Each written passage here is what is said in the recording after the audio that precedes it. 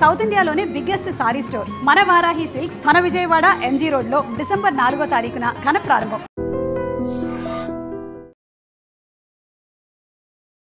నమస్తే, welcome to iDream talking point with Kavitha.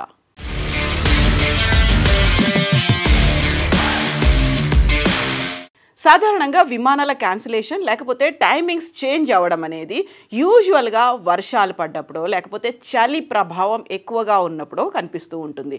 But ఈ మధ్య కాలంలో ఢిల్లీ విమానాశ్రయానికి సంబంధించి దేశ రాజధాని ఢిల్లీ నుంచి దేశవ్యాప్తంగా బయలుదేరాల్సినటువంటి విమానాలకి రాకపోకల్లో సాంకేతికంగా అంతరాయాలు ఏర్పడుతున్నాయి అనేటువంటి వార్త తరచుగా వినిపిస్తోంది. గత కొన్ని వారాల్లోనే దాదాపుగా 400 విమానాలకి ఈ సాంకేతికంగా అంతరాయం ఏర్పడినట్టుగా కేంద్ర ప్రభుత్వం కూడా ఐడెంటిఫై చేసింది. దీనికి సంబంధించినటువంటి ఒక డీటెయిల్డ్ రిపోర్ట్ని కేంద్ర పౌర విమానయాన శాఖ మంత్రి రామ్మోహన్ నాయుడు నిన్న పార్లమెంట్లో వివరించారు. దానికి ప్రధానమైనటువంటి కారణం ఫ్లైట్లు ల్యాండ్ అవ్వడానికి లేకుంటే టేకాఫ్ సమయంలో ఉండేటువంటి సిగ్నలింగ్ వ్యవస్థని GPS స్పూఫింగ్ ద్వారా మార్చేశారని. GPS స్పూఫింగ్ అంటే ఏంటి? యాక్చువల్గా ల్యాండింగ్ సమయంలో తీసుకోవాల్సినటువంటి కొన్ని సిగ్నల్స్ని రాకుండా బ్లాక్ చేయడం, లేకపోతే తప్పుడు సిగ్నల్స్ కనిపించేలా చేయడం. యాక్చువల్గా రన్వే నెంబర్ 10 మీద ఇలాంటి ఇన్సిడెంట్స్ జరిగినట్టుగా ఐడెంటిఫై చేసింది DGCA. ATCకి కూడా దీనికి సంబంధించి రన్వే నెంబర్ 10 మీద ఏం జరిగింది అనేది, GPS స్పూఫింగ్ అనేది అక్కడ జరిగింది అనేది. యాక్చువల్గా 2 రకాలుగా సిగ్నల్స్ని పైలట్లు విమానాన్ని నడుపుతున్నప్పుడు తీసుకుంటుంటారు. ఒకటి శాటిలైట్ ఆధారంగా తీసుకుంటూ ఉంటారు, రెండవది మాన్యువల్గా వాళ్ళంతట వాళ్ళుగా ల్యాండింగ్కి సంబంధించి ఆ సిగ్నల్స్ని వాళ్ళు ఫాలో అవుతూ ఉంటారు. సో ఈ GPS స్పూఫింగ్ అనేది జరిగిందంతా కూడా శాటిలైట్ ఆధారంగా వచ్చేటువంటి సిగ్నల్స్ని బేస్ చేసుకునే జరిగింది అనేది ఇప్పుడు ఐడెంటిఫై చేశారు. ఒక రకంగా వాటిని సిగ్నల్స్ని ప్రాపర్గా అందకుండా చేయడం, జామ్ చేయడం, బ్లాక్ చేయడం, లేకపోతే తప్పుడు సిగ్నల్స్ని అందించడం. అంటే వాళ్ళు అక్కడ ల్యాండ్ అవ్వాల్సింది ఇఫ్ హైదరాబాద్లో ల్యాండ్ అవ్వాలి అనుకుంటే ఆ సిగ్నలింగ్ వ్యవస్థని అప్పటికప్పుడు ట్యాంపర్ చేస్తారు, అప్పటికప్పుడు మార్చేస్తుంటారు. సో అది హైదరాబాద్లో ల్యాండ్ అవ్వకుండా ఇంకెక్కడో ల్యాండ్ అవ్వాలి అనేటువంటి ఒక కన్ఫ్యూజింగ్ స్టేట్ అనేది అప్పటికప్పుడు పైలట్కి వచ్చేలా సిగ్నల్స్ని మారుస్తూ ఉంటారు. ఆ నేపథ్యంలోనే ల్యాండింగ్ సమయంలో టైం అనేది పడుతుంది, ATCకి సమాచారం ఇస్తారు, వచ్చినటువంటి ఇబ్బందుల గురించి అక్కడ వారితో చర్చిస్తూ ఉంటారు.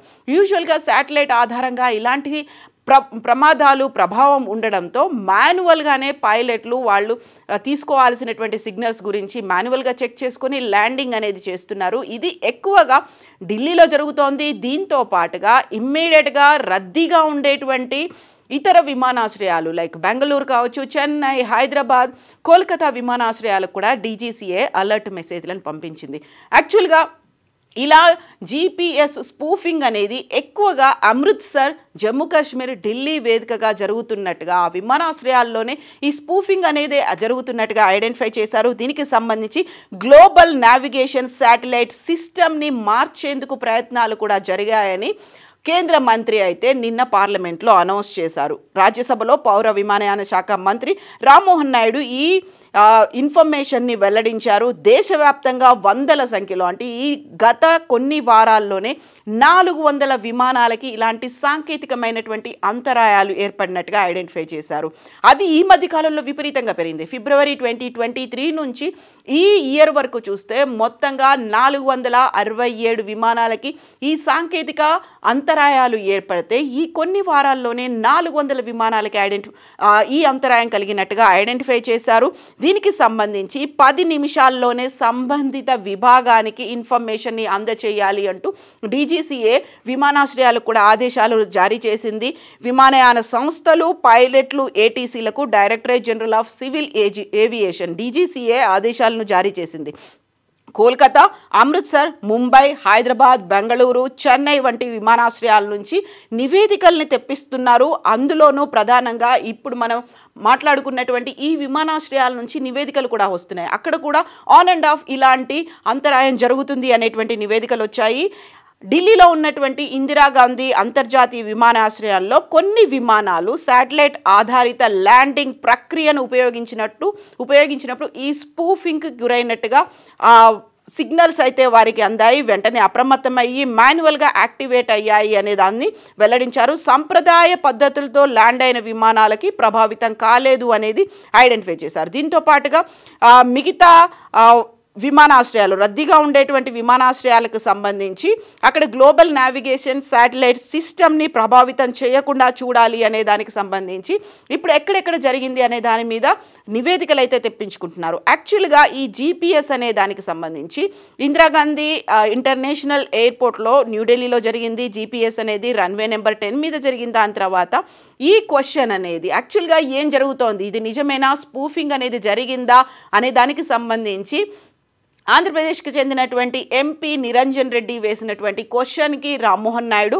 ఆన్సర్ ఇచ్చారు. అందులో ఎస్ జరిగింది అనేటువంటి మాటని చెప్పారు. సో గ్లోబల్ నావిగేషన్ శాటిలైట్ సిస్టమ్కి సంబంధించి ఇది మ్యానిపులేట్ చేయడానికి ఒక అటెంప్ట్స్ జరిగాయి అనేటువంటి మాట మా దగ్గర ఉంది అనేది, ఒక రాంగ్ పొజిషన్ కావచ్చు, లేకుంటే స్పీడ్ని, టైంని, ప్లేస్ని మార్చేలా ఆ సిగ్నలింగ్ని ఈ వ్యవస్థ అనేది మ్యానిపులేట్ చేస్తుంది. ఈ నేపథ్యంలోనే అక్కడ కన్ఫ్యూజన్ అనేది చోటు చేసుకుంటూ ఉంది. లేకపోతే దాని నిజంగా అక్కడ ప్రయాణికులు ఏవైతే కమర్షియల్ ఫ్లైట్స్ అయితే ఉన్నాయో, ప్రయాణికుల్ని తీసుకెళ్తున్నటువంటి ఫ్లైట్స్ మీదే ఇది అత్యంత ప్రభావితం చూపేలా స్పూఫింగ్ అనేది చేస్తారు. ఈ నేపథ్యంలోనే కన్ఫ్యూజన్తో జామ్ అవ్వచ్చు, లేకపోతే ఆ స్పెక్ట్రమ్ అక్కడ ఉన్నటువంటి ఆ పరిధిలో, ఆ విసినిటీలో కన్ఫ్యూజన్ అనేది ఏర్పడేలా చేస్తుంటారు. దీనికి సంబంధించే అలర్ట్స్ అనేవి వచ్చాయి. ఈ నేపథ్యంలోనే ఇప్పుడు ఆటోమేటిక్ మెసేజ్ స్విచ్చింగ్ సిస్టమ్ ద్వారా ప్రభావితం జరగలేదు అని చెప్తున్నప్పటికీ కూడా ఇప్పుడు ఆటో ట్రాక్ సిస్టమ్ అనేది ఉంటుంది. దాని నేపథ్యంలోనే ఎక్కడెక్కడ విమానాలు ఏ ప్రాంతంలో లేకుంటే ఈ స్పూఫింగ్ ప్రభావితానికి గురయ్యాయి అనే దాన్ని అయితే ఐడెంటిఫై చేస్తున్నారు. దీంతో పాటుగా గత కొన్ని రోజులుగా జరుగుతున్నటువంటి వీటి మీద సివిల్ ఏవియేషన్ అనేది ఒక లెటర్ కూడా రాశారు. ఆయన సివిల్ ఏవియేషన్కి చెందినటువంటి మినిస్టర్లు కూడా లెటర్ రాశారు ఎయిర్పోర్ట్ అథారిటీ ఆఫ్ ఇండియాకి. దీనికి కావలసినటువంటి చర్యలను తీసుకోమని కూడా కోరారు. ఈ నేపథ్యంలోనే జరుగుతున్నటువంటి ఒక కన్ఫ్యూజన్ని క్లియర్ చేయడానికి కూడా ఏర్పాట్లు అనేవి జరుగుతున్నాయి.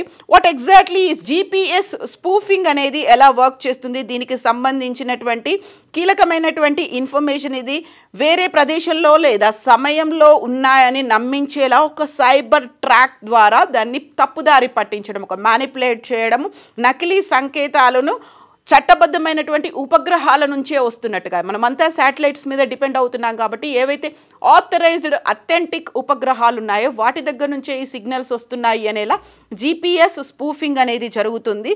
అవి శాటిలైట్స్ నుంచి భూమి దగ్గరికి వస్తూ ఉంటాయి. దాని ద్వారానే ట్రాక్ అనేది జరుగుతూ ఉంటుంది. దాని ద్వారానే విమానాల ప్రయాణాలు, జర్నీస్ అనేవి కూడా ఉంటాయి. సో నకిలీ సంకేతాల ప్రసారం అనేది చేస్తూ ఉంటారు. రెగ్యులర్ జీపీఎస్ సిగ్నల్స్ల ద్వారా కనిపించేలా ఉండేటువంటి నకిలీ ఒక ఫేక్ సంకేతాలు అనేవి ఉంటాయి. రిసీవర్ని కూడా మోసగిస్తూ ఉంటాయి. ఏదైతే సిగ్నల్స్ని రిసీవ్ చేసుకుంటూ ఉంటాయో ఆ సిగ్నల్ మీద కూడా ఇంపాక్ట్ చూపించేలా ఈ స్పూఫింగ్ అనేది ఉంటుంది. బలహీనమైనటువంటి ఒక ఉపగ్రహాల నుంచి సిగ్నల్స్ వచ్చినట్టుగా, అది అంత క్లియర్గా పర్ఫెక్ట్గా పిక్చర్ ఉండకపోయినప్పటికీ అక్కడ కన్ఫ్యూజన్ అనేది ఉంటుంది.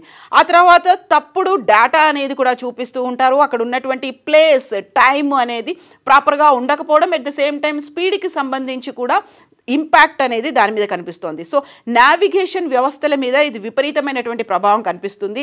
అటు విమానాలు కావచ్చు, ఇటు నౌకల మీద కూడా ఈ జీపీఎస్ స్పూఫింగ్ అనేది పనిచేస్తుంది. దాని మీద విపరీతమైనటువంటి ప్రభావం అనేది చూపిస్తుంది. సో రవాణా వ్యవస్థలు తప్పుదారి పట్టే ప్రమాదాలు ఉంటాయి. దీంతో పాటుగా తీవ్రమైనటువంటి భద్రతా సమస్యలు కావచ్చు, లేకపోతే సెక్యూరిటీ సమస్యలు, సేఫ్టీకి సంబంధించినటువంటి సమస్యలు కూడా జీపీఎస్ స్పూఫింగ్ వల్ల వస్తుంటాయి. దీంతో పాటుగా టెలికాం నెట్వర్క్లు కావచ్చు, బ్యాంకులు, పవర్ గ్రిడ్ వంటి కీలకమైనటువంటి ఏవైతే సంస్థలు ఉన్నాయో మౌలిక సదుపాయాలు వాటి కోసం యూజ్ చేసేటువంటి సింక్రనైజేషన్ కోసం ఉపయోగించే టైం సింక్రనైజేషన్కి మోస్ట్ డిపెండెంట్గా ఉన్నటువంటి సిస్టమ్స్ మీద కూడా ఈ స్పూఫింగ్ అనేది వర్క్ చేస్తుంది. దీంతో పాటుగా ఇల్లీగల్ యాక్టివిటీస్, క్రిమినల్ యాక్ట్స్ అనేవి చేయడానికి కూడా దీన్ని యూజ్ చేస్తూ ఉంటారు. దీంతో పాటుగా ఇప్పుడు DGCA airport authority of India తీసుకున్నటువంటి ఈ నిర్ణయాల వల్ల, చర్యల వల్ల ఒకవేళ జామింగ్ లేదా స్పూఫింగ్ కేసులు ఏమైనా జరిగాయి అంటే ఇమ్మీడియట్గా వాటిని అలర్ట్ చేయమనే దాంతో పాటుగా సంప్రదాయమైనటువంటి నావిగేషన్ సిస్టమ్స్ని ఒక మాన్యువల్గా యూజ్ చేసుకోవాలనేటువంటి మాటలు కూడా వచ్చాయి. గ్రౌండ్ బేస్డ్ నావిగేషన్ సిస్టమ్స్, రాడార్లు కావచ్చు, విఓఆర్లు కావచ్చు, డిఎంఈల వంటి వాటిని బ్యాకప్గా ఉపయోగించాలనేది చెప్తున్నారు. సో స్పెక్ట్రమ్ పర్యవేక్షణ, సిగ్నలింగ్ విశ్లేషణలకి సంబంధించి ఎప్పటికప్పుడు అప్డేట్ రావాలి. ఒకవేళ స్పూఫింగ్ జరిగింది అన్నట్టుగా ఏమైనా ఐడెంటిఫై చేస్తే 10 minutesలోనే అలర్ట్ చేయమనేది ఉంది. దీంతో పాటుగా చట్ట విరుద్ధమైనటువంటి ఈ జీపీఎస్ ప్రక్రియ అనేది చాలా దేశాల్లో అయితే ఇది చట్టవిరుద్ధం, తీవ్రమైనటువంటి జరిమానాలు లేకపోతే జైలు శిక్ష కూడా ఉండే అవకాశాలు ఉన్నాయి. బట్ ఇక్కడ స్పూఫింగ్ అనేది ఎందుకు జరుగుతోంది? అందులో కూడా పర్టికులర్గా ప్రయాణికులు యూజ్ చేస్తున్నటువంటి కమర్షియల్ ఫ్లైట్ల మీద ఎందుకు జరుగుతోంది? ఒక రకంగా డ్రోన్ల ద్వారానే ఒక ఏరియల్ సిస్టమ్ని దెబ్బతీసే పని జరుగుతోంది. డ్రోన్ల ద్వారా అటు స్మగ్లింగ్ కూడా జరుగుతోంది, అక్రమంగా మారణాయుధాలు కావచ్చు, డ్రగ్స్ సరఫరా అవుతోంది. ఏరియల్ సిస్టమ్ని ప్రభావితం చేసేలా డ్రోన్ టెక్నాలజీ ఒక రకంగా అది యుద్ధ వాతావరణంలో, యుద్ధ రంగంలో కూడా రష్యా ఉక్రెయిన్ వార్ కావచ్చు, భారతదేశం పాక్ కావచ్చు, లేకుంటే పాలస్తీనా ఇజ్రాయెల్ మధ్య జరుగుతున్నటువంటి ఆ యుద్ధాల్లో కూడా డ్రోన్ టెక్నాలజీనే ఎక్కువ యూస్ చేస్తున్నారు. సో ఇప్పుడు అది ఇంకొక రకంగా అదర్ షేప్ అనేది తీసుకుంది, ఇంకొక డైమెన్షన్ తీసుకొని అది ప్రయాణించేటువంటి విమానాల మీద కూడా స్పూఫింగ్ అనే ప్రక్రియ. సో దీన్ని ఎవరు చేస్తున్నారు అనేది ఐడెంటిఫై చేసే ప్రక్రియలో అయితే భారతదేశం పడింది. దానికి సంబంధించి ఇంటెలిజెన్స్ వ్యవస్థలను కూడా ఉపయోగించుకుంటోంది. దీంతో పాటుగా ఇది అఫీషియల్గా రికార్డ్ అయింది. గతంలో 2023 ఫిబ్రవరి నుంచి ఇప్పటిదాకా 467 ఇలాంటి స్పూఫింగ్ లేకపోతే సాంకేతికంగా వచ్చేటువంటి టెక్నికల్ ఇష్యూస్ అనేది కనిపిస్తే ఈ గత కొద్ది వారాల్లోనే 400 అయ్యాయి అంటే సో అది నిర్విరామంగా స్పూఫింగ్ అనేది జరుగుతోంది అనేది మాత్రం ఐడెంటిఫై చేశారు. దీనికి సంబంధించి అలర్ట్స్ అయితే జారీ చేశారు. సో ఇప్పుడు ప్రయాణికుల భద్రత మాత్రమే కాదు, దేశానికి సంబంధించి ఒక రక్షణ వ్యవస్థ మీద కూడా ఇది ఇంపాక్ట్ చూపించే అవకాశం ఉంది. అందులోనూ శాటిలైట్స్ బేస్డ్గా వస్తున్నటువంటి సిగ్నల్స్ మీద కాబట్టి శాటిలైట్స్ మీద కూడా ప్రభావం ఉండే అవకాశం ఉంది. వాటిని ఎంత జామర్లని, బ్లాకింగ్ ఫెసిలిటీస్ని ఉన్నప్పటికీ లేకపోతే మిస్లీడింగ్ ఇన్ఫర్మేషన్ని, మిస్లీడింగ్ సిగ్నల్స్ని పంపించినప్పటికీ కూడా ఆ సిగ్నలింగ్ వ్యవస్థ మీద, శాటిలైట్స్ మీద కూడా ఎఫెక్ట్ ఉండే అవకాశం ఉంది. సో ఇప్పుడు ప్రయాణికుల భద్రత మీద అయితే DGCA airport authority of India కేంద్ర ప్రభుత్వం అయితే దృష్టి పెట్టినప్పటికీ కూడా ఇంకో రకమైనటువంటి వార్ ఏమైనా జరగబోతోందా అనే దానికి ఇదేమైనా సంకేతాలు ఇస్తున్నాయా అనేటువంటి మాటలు కూడా వినిపిస్తున్నాయి. నిపుణుల దగ్గర నుంచి, ఏవియేషన్ రంగ నిపుణుల దగ్గర నుంచి వస్తున్నటువంటి అభిప్రాయాలు బట్టి చూస్తే ఇది ఇంకో రకమైనటువంటి వార్ ఫీల్డ్గా దీన్ని ఎన్నుకున్నారా అటాక్స్ చేయడానికి? ఇప్పటిదాకా మనం బాంబ్ బ్లాస్ట్లను చూసాము, లేకపోతే సూసైడ్ బాంబర్లను చూసాము, అది కింద జరిగే చూసాము. ఇప్పుడు ఈ నావిగేషన్ స్పూఫింగ్ వల్ల ఆకాశంలో కూడా అలాంటి ప్రయత్నాలు ఏమైనా జరుగుతున్నాయా? దీంతో కేవలం సిగ్నలింగ్ వల్లే జరుగుతుందా, లేకుంటే దాన్ని ఇంకా ఏమైనా మోస్ట్ అడ్వాన్స్డ్ టెక్నాలజీని కూడా ఉపయోగించుకుంటున్నారా అనేటువంటి అనుమానాలు కూడా వ్యక్తమవుతున్నాయి. బట్ కేంద్ర ప్రభుత్వం అయితే అలర్ట్ అయింది. దీనికి సంబంధించినటువంటి కంప్లీట్ ఇన్ఫర్మేషన్, మానిటరింగ్, ఇన్వెస్టిగేషన్ అయితే కొనసాగుతూనే ఉంది. యాక్చువల్గా ఈ లేటెస్ట్ టెక్నాలజీ జీపీఎస్ స్పూఫింగ్ గురించి మీరేమనుకుంటున్నారో కామెంట్స్ రూపంలో తెలియచేయండి. నిజంగా ప్రస్తుతం ఉన్నటువంటి సమాజం దేనికి ప్రయారిటీ ఇస్తుంది? ఆర్థిక సంబంధాల చుట్టూ మాత్రమే తిరుగుతుంది. మళ్ళీ ఎన్నికలంగానే చాలా విరక్తి కలుగుతాం. మంచి అనిపిస్తుంది కదా, లేడీస్ కూడా ఛాలెంజింగ్ జాబ్స్ చేసినప్పుడు చాలా బాగుంటది. ట్రాఫిక్ అసిస్టెంట్స్ గా నియమించిన ట్రాన్స్జెండర్స్ అందరితో సాల్యూట్ చేయించుకుంటున్నారు. ఫుడ్ డెలివరీ ఇవ్వటానికి వెళ్ళినటువంటి డెలివరీ బాయ్ అనిల్ పై కళ్ళ ముందు